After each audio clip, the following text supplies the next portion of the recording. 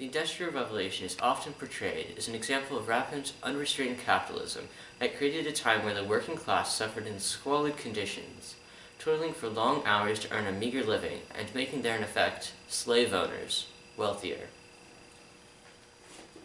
For example, in this textbook, the authors write, during the years 1800 to 1850, the laborers, or the working class, saw little improvement in their living and working conditions. This, along with similar views on the revolution, have led what has been dubbed the theory of immersion, a belief that capitalism, unless restrained, spirals out of control and only makes the rich richer and the poor poorer. Just looking at almost any history textbook reveals that academics who do not specifically study the Industrial Revolution accept without hesitation this theory of immersion. Upon further study, we find that many of these works are based on information rooted in government committees, many of which involve people who deliberately tried to falsify what was actually occurring during the time so they could push their agendas. One of the major committees many academics cite is Sadler's report, which became known as Sadler's Committee. Barbara Hammond, one of the Hammonds, who have been extremely influential in recording the history of the Industrial Revolution, calls his report one of the main sources of our knowledge of the conditions of factory life at the time. Sadler claimed he found appalling conditions in the factories and gave detailed information as to these conditions. However, upon further probing, we find that he only brought 3 witnesses from Manchester, and only one could be got to repeat his evidence before the subsequent commission, and even then he would not do so under oath. His evidence was found by the commission to be absolutely false. Karl Marx's own comrade-in-chief, Evan Engels, even wrote that its report was empathetically partisan, composed by strong enemies of the factory system for party ends. Sadler permitted himself to be betrayed by his noble enthusiasm into the most distorted and erroneous statements. However, Sadler went on to publish his findings and sparked outrage across the country. With such distortions of the truth being fed to us, even in our textbooks, the question becomes, what happened in reality? To understand what really occurred during the revolution, you have to begin by understanding the state of affairs before it began. The members of the working class were employed as seasonal workers due to society's revolution around agriculture. Child labor and long hours, often considered a trademark of the Industrial Revolution, were rampant. The cities were dirty, and the rivers used as open sewers, just as they were during the Revolution. Many families found it hard to make ends meet due to the lack of work outside the growing season. The lack of food that could be produced led to what is called the Malthusian trap. It states that when the population increases, food shortages ensue, leading to starvation. Thus, the population would remain static. During the Industrial Revolution, farming inventions greatly increased the efficiency of food production, allowing investors to start factories. These factories ran year-round, so they provided a steady source of income for their employees, and paid more as well. The real wage of the working class increased from an average of £11 per capita in 1780 to £28 per capita in 1860, even as the price of food and manufactured goods fell. Per capita consumption of meat, sugar, tea, beer, and eggs increased, and by 1850, meat, vegetables, and fruits, long considered luxuries, were eaten regularly. In fact, the average weekly diet of 5 ounces of butter, 30 ounces of meat, 56 ounces of potatoes, and 16 ounces of fruits and vegetables is quite similar to that of the modern English diet. Rising real wages, increases in food consumption, and a rapidly rising population as a result of a major reduction in mortality rates led to a first in European history. The Malthusian trap was finally broken. This rapid growth was accompanied by the creation of new industrial centers and resulted in the creation of many of the large cities and ports in England today. The trade that ensued made England an example to the world on what free markets could do. The wealth that was created finally allowed people to replace child labor with schooling because they were not on the brink of starvation, along with other reforms.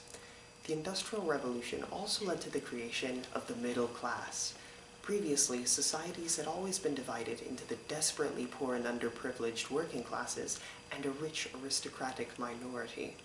There was a diametric inequality in wages and rights between these two classes, and the rise of the middle class created a new kind of working people with enough money to live comfortable lives. We shall cover a few of the allegations against the Industrial Revolution, beginning with their assertion that the fruits of the Industrial Revolution only came to be due to government intervention.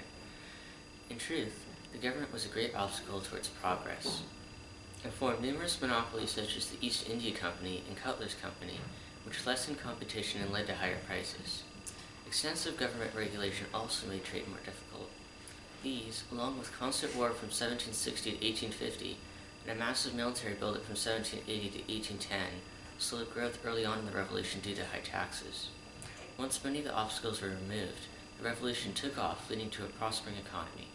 Interestingly, when we investigate the long hours imposed upon the workers, we find that when employers lowered the hours that the labor force can work, they moved to other factories with more hours because they wanted the opportunity to work more.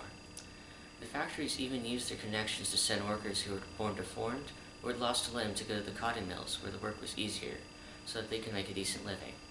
As for child labor, this had already existed long before the Industrial Revolution. The Industrial Revolution allowed families to earn enough money that replacing child labor with schooling could be considered. But for the time there was child labor, it kept children out of trouble and kept families from starving. Reaction from Sadler's committee led many of the elites to call for new safety regulations, and the employers themselves implemented some of their own. But ironically, numerous times when employers tried to enact safety procedures, the workers went on strike because the strict regulations made work more difficult. The few people that opposed the Industrial Revolution besides the government and the Marxists were the Luddites, who may have been harmed in the short term by the Industrial Revolution. They were wealthy weavers who the poor were dependent upon for clothes. The Industrial Revolution ensured that clothes could be efficiently mass-produced so that the poor man could afford them, decreasing demand for the weavers, leading to a loss of relative wealth of the Luddites, even though their wealth increased during the Revolution. They, upset at their loss of status above the rest of society, resulted in their founding and service as a terrorist organization that smashed machinery and made it harder for companies to succeed, which would allow them to build more factories and employ more people and increase wages for the working man. While it may be unfortunate for the Luddites that they lost their lofty status with the poor, the extreme growth and wealth of people of all classes during the Revolution shows that the Industrial Revolution truly was a help to the general welfare of all people in their society. In fact, many people vehemently opposed the revolution for fear that the increased wealth would lead to the spoiling of children. Their arguments that it would lead to a decrease in moral health are often erroneously portrayed as testimonies to the decrease in physical health in modern-day society. The Industrial Revolution, a time of benevolent but explosive progress, was a revolutionary architect of the modern world. The economy flourished, and mass production allowed the poor to have a decent standard of living. The development of the middle class forever changed the social and economic structure, and revolutions in transportation, paired with urbanization and increased job opportunity, spawned large metropolises and networks of cities and roads. The prospering economy allowed many reforms, such as the reduction and end of child labor, to be considered and ultimately instated.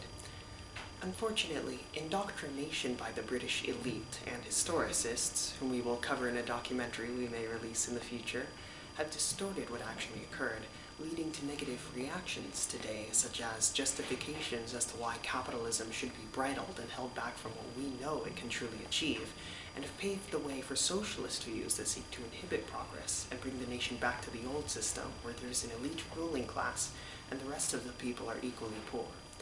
If, by the way, you believe that there is a middle ground, we suggest you read our sponsor's book, The Road to Serfdom. These reactions have and will lead to so-called reforms that are ruining everything our founders have strived so hard to create, reversing world economic and social progress.